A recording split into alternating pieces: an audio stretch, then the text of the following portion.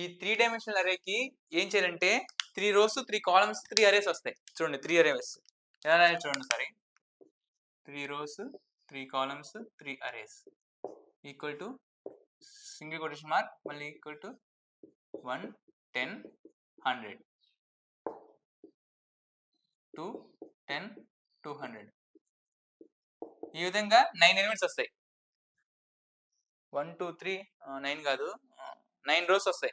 9 rows లాగా 9 rows రో 1 రో 2 9 rows వస్తాయి. నెక్స్ట్ దీన్ని ఎలా దీన్ని స్క్రీన్ రికార్డర్లో చూపిస్తాను నీకు బిగ్ ప్రోగ్రామ్.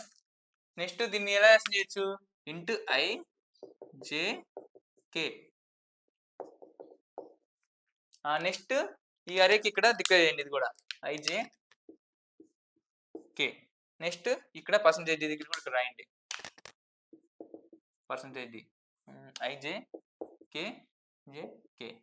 రన్ చేయండి వాల్యూస్ ఈ వాల్యూస్ ఇచ్చి రన్ చేయండి ఆటోమేటిక్గా ఆన్సర్ వస్తుంది. ఇంత ఈ 3 డైమెన్షనల్ అరే.